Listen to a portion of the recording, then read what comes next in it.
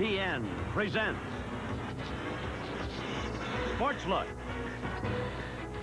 with the personalities and cover stories making news in the world of sports. Now, here's your host, Roy Firestone. Hi, everybody. No doubt you've seen or heard about the ABC show called Coach, starring Craig T. Nelson as Coach Hayden Fox. It's a hybrid of characters, Nelson once told me, characters he ran into as an athlete. Mostly, though, Hayden Fox, the laughable, lovable character on ABC, is loosely based on Hayden Fry, the not-so-laughable but sometimes likable, oftentimes testy coach for the last dozen years at the University of Iowa. Hayden Fry's story might have made a TV series on its own.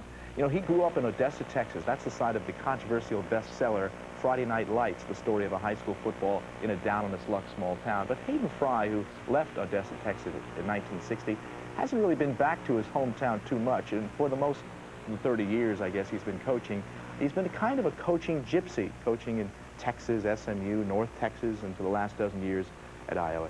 He is very tough, very opinionated, and oftentimes a very vocal critic of the media, some say in particular Sports Illustrated. Today, Hayden Fry of the Rose Bowl-bound Iowa Hawkeyes on the press and the pressures of big-time college football. Later, he once played for Hayden Fry at Iowa, was unhappy with his lack of playing time there, and then packed his bags, headed to California. He's Dan McGuire, 6'8", the tallest quarterback ever, the brother of the Oakland A's Mark McGuire, and maybe a first-round draft pick in the NFL. We'll talk to Dan McGuire in a few moments, but first here is Hayden Fry without the mustache. And because of it, you look a little bit like Jimmy Stewart. Well, that's a real compliment, Roy. It even sounded like him for a second there, too. For a second. For a sec. Well, he was on the show, too, a little bit. Well. Now, that's superstition, right? You wore the mustache for the past several years, and you decided to shave it off because last year you were 5 and 6. That's true. First year we had it, we got all the way out here to the Rose Bowl. 8 years we go to a bowl game. We didn't go. I said, to heck with this noise. Let's shave that dude off. And we're back in the Rose Bowl. And if and when you win the Rose Bowl, people are telling me that you're going to do the Hokey Pokey. Now, that sounds like something out of the 30s. This is part of the ritual of victory. The Hokey Pokey was a dance, I guess, in the 30s and 40s, maybe early 50s. But it's from a time years and years back, right? Well, Roy, you wouldn't expect me to lead my team in a dance that I didn't know how to do. That's one of the few that Isn't that the one where you put the right foot in and the right foot out and do the Hokey Pokey? Well, you know it. Basically, that's it. I remember that one. Now, where did that come from, the Hokey Pokey, huh? I have no idea, but it does stand to reason, coming from the state of Iowa, the #1 hog-producing state in the United States, that Hokey Pokey would be. That's it. That's it. That's the way it works. Okay. I have to be careful what I say. What about this supposed feud with Sports Illustrated? Doug Looney comes to cover your team. You won't give him access, or some say, to the team's practices. You don't want the players to talk to. Do you have a feud with SI? You know, Doug Looney is an excellent writer for Sports Illustrated, a wonderful person. I like him. They made a request to come in on Wednesday, Thursday, and Friday and do interviews with the players, the coaches, etc. Really, in all loyalty to my news media in the state of Iowa, I restrict those people. We have a wonderful Tuesday noon press conference. Right. And now the players are not available again until after the game, mainly because of the restrictions on their time. Academically, they need time to be organized, so the old coach tries to control that.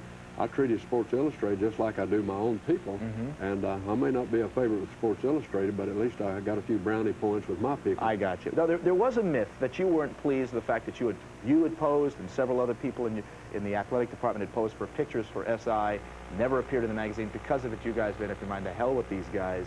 We're going to do things our own way. And plus, you didn't like the way they covered intercollegiate athletics. A little too negative, in your opinion. Well, I think what you're saying is very accurate. Okay. Really, I don't deny any of that, but not to the point that we would restrict a representative of Sports Illustrated to get the coverage that they needed if they want to do it under my rules and regulations.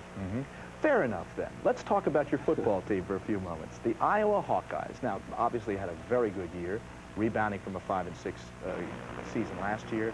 But, you know, people will always say you guys, you know, backed into the Rose Bowl, and you've heard it for the last, I guess, 6-7 weeks now. You would have liked to come away with a win going into the Rose Bowl, but you didn't get it. There were still some good moments for this team this year. Well, actually, we had a very fine football team, and the three people that we tied with for the championship, Illinois, Michigan, and Michigan State, we defeated all three of those teams on the road at their place in very hard-fought ball games, and they certainly have wonderful teams, but we beat them, and that's the reason we're in the Rose Bowl. So, you know, I don't hear anything about backing out. I'm still a pretty tough guy. They don't say it to my face. That's for sure. By the way, you have been known to be a pretty tough guy, intimidating to the press sometimes. You say things the way, if you have a problem with the press, you let them know. That's and sometimes exactly right. they back down a little bit, right? Well, I have, I think, a super working relationship with the news media because they know I'm going to call it just like it is, and I'm not going to let anyone run down my players or my coaches. Or we've got a lot of pride in Iowa. You know, we don't have all the metropolitan areas, professional sports, etc. We're more or less the only dance in town. I bet. And so I protect that. By the way, dance. it's the Hokey Pokey. Is the Hokey Pokey, that's one of our favorites, but we only do it on special occasions. I got you. By the way, the Beef Bowl, now for those that don't know the Beef Bowl, at Lowry's Prime Rib here in Los Angeles, a big tradition for the Rose Bowl team is to let the football players come down and eat as much as they like. Big slabs of beef and baked potatoes and wash it down with, you know, milk or whatever. Now, Don James would limit his players to just one serving. You said, I think it was last night, let them eat as much as they want. We're Iowa boys, right? Not only that, but Mr. Richard Frank, the owner of Lowry, I thought I had a pretty good little joke planned for him, and when I presented him the autographed football for the Rose Bowl, all the Iowa signatures, I told him that we really appreciate him flying in the beef from Iowa just for this occasion. Right, right. And lo and behold, he informs me that that's where they get their beef. Is that right? That's right. There was a line that you said last night. You got to hit him over the head with a skillet or so. What are your boys? Your boys are big and strong. They're Midwest country boys. Well, right? all the nice-looking young ladies waiting the tables wanted to know where I got so many big, good-looking guys. And I had to tell them that we have two prerequisites to becoming a Hawkeye. One is you have to look like you've been hit right in the face with a skillet, and the other is you have to be a chow hound. A chow hound, and they fit both part of the descriptions, yes. Jimmy Rodgers' son, the former Celtics coach, is quarterbacking, there's Jimmy, of course, quarterbacking your team, right? Let's talk a little bit about him. What kind of a prospect is this young man? All of our quarterbacks at Iowa have been super. 6 out of the last 8 have been first-team All-Big Ten, and Matt Rodgers fits the mold of the Chuck Hartledge, the Chuck Longs, Mark Velocic, and he was first-team All-Big Ten this year. He has a year to go, and he's one of the better quarterbacks in college football. Jimmy come down to practice and tell you how to coach? Because he is a coach. Jimmy is a remarkable person. Sure. He was the MVP in basketball 2 times at Iowa, and you know, raising Matt, letting him shoot the basketball with Larry Bird and people like that, Matt has an awful lot of poise, and he understands the good and the bad of coaching because his father, and you know what happened with the Celtics. So Jimmy's been an inspiration to his son, Matt. Matt, by the way, says he's not as much a Celtic fan anymore. He's more just staying in Iowa these days, and Jimmy has more time, unfortunately, to watch his son play. Before we go, tell me about Washington. This is a pretty good game, a very good game, but it's an interesting matchup because Washington earlier this year could have easily made an argument that they could have been #1 before they lost to UCLA. A very potent team, although they're out without their big running back. They're a good defensive team, as we're seeing here. Tell me about what you see in the films about Washington. Well, this is a very unusual preparation for us because they have a very complex defense. They enjoy putting 9 men up on the line of scrimmage. And they have by far the fastest team we've seen this year, and that includes Miami, which we played early in the year. So we have our work cut out for us. They lead the nation in rushing defense, turnover margin, the #2 punt returner. I sound like our Chamber of Commerce. That's right. But Don James and his staff have done a magnificent job. And on the other hand, I think it'll be a closer ball game than most people think. It should be a really terrific tilt. By the way, 8 straight bowl games, as we said before at the top of the show. And only, I think, 12 or 13 coaches in NCAA history can claim that he took his team to 8 straight bowl games. Hayden Fry, not Hayden Fox, but Hayden Fry, our guest on SportsLook. We'll come back and talk a little bit about the mythical Hayden Fox with Hayden Fry after. SportsLook is brought to you by Bud Light. Everything else is just a light. Hayden Fry, he left Odessa, Texas in 1960, 30 years ago, but once upon a time was an all-state quarterback at Odessa High School. Played a football game against the great Kyle Rote. Odessa was a wild town. You couldn't make some of this stuff up. Now, you said, I've heard you say that there was a rumor that once upon a time people would bet their wives on ball games, right? I mean, it was crazy back then. Well, really, to get the point across, you didn't just bet your mules and your cows and your houses, but there were some rumors in Odessa back in the early 40s, the late 30s, that they were actually betting their wives, and I'm not sure that that wasn't true. You remember the days when houses were made out of pasteboards, right? I mean, we're talking desperation times. 1946, right after the war, tough times in the place. Very tough times. Odessa and West Texas in general, the people that rely on the oil patch for survival, really have economic trends. About every 4 or 5 years, the oil patch really is booming, and then another 6 or 7 years, it goes downhill. Yeah, and they're tough right now. Times are tough. Extremely tough. You wouldn't believe this, Roy. I'm going to throw a little hook in the ringer here. I used to work with a fellow by the name of George Bush in the oil patch at Odessa, Texas, before he got his own little oil field supply house over in Midland. Whatever happened to him? I don't know that. That's something. I did not know that. Wow. That's right. What kind of guy was he as a young man? I had great admiration for George Bush because his parents had money and George would never accept any, and he and Barbara made their own way. And when someone would refer to George during the past election as a wimp, they didn't really know the real George Bush as I knew him as a roughneck. That is the first time I've heard. I read a lot of things about it. I didn't know that you grew up and knew George very well. Well, I'm very proud of that relationship, and we've been friends through the years. And of course, you know, he's very interested in sports. Yeah. I want to talk about the book, then, Friday Night Lights. Said some not so kind things about Odessa, Texas, and maybe some of it's valid. That the fact that there was racism rampant in that city, there was a dubious academic ability of its young people in high school, and everything is that high school football team. You haven't read the book, but do you understand why that football team would be so important in that community? Well, it's more or less like in the state of Iowa. People love to identify with a winner, and the people in West Texas are great people. They either love you or they tell you to get out of town by the time the sun goes down. You know exactly where you stand with them. They're very honest, sincere, hard-working people. The people in Iowa are the same way. So the love for athletics in West Texas is really important to all of the people. I haven't read the book. I've received 5 or 6 complimentary copies. I'm looking forward to reading it. But the educational values and the way of life in Odessa, to me, is good, if not better than any place else. Okay. Let's talk about Coach, the Hayden Fox character, Coach.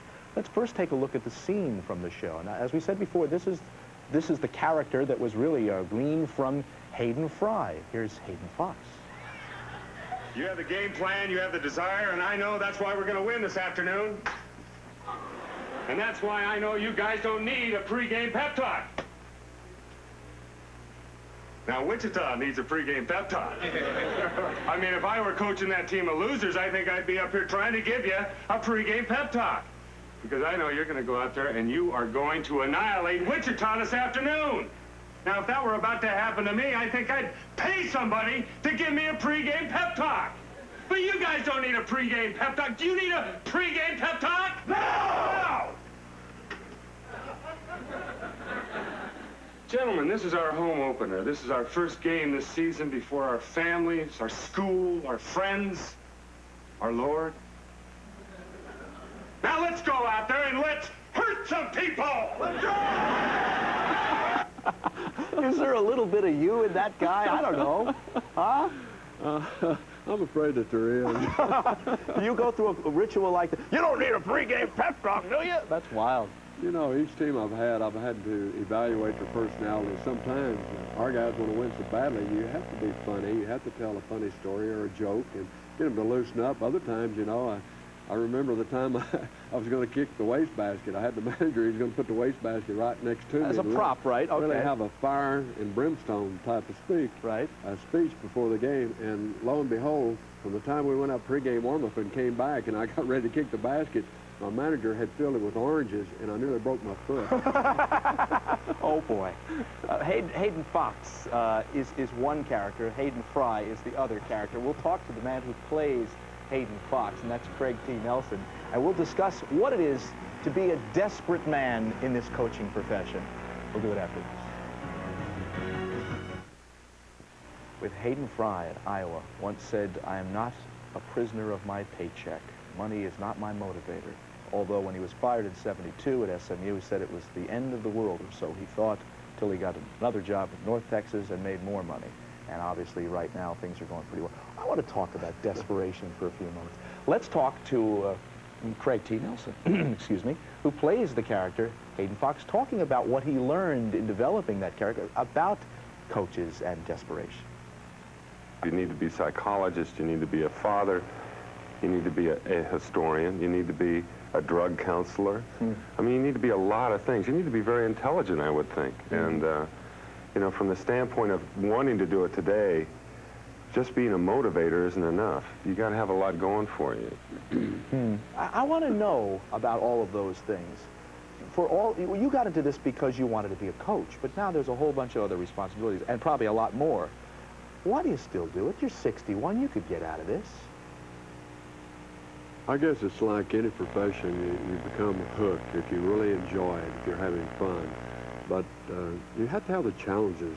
You love the pressure. You love to be able to perform. Do you love the pressure? You know, when all the hay's in the barn and no one else there to help you, you love to be successful because you're doing it yourself. I want you to listen to Lou Holtz talking about pressure. Now, maybe it's a different kind of pressure at South Bend, but it's the unforgiving expectations of the alums.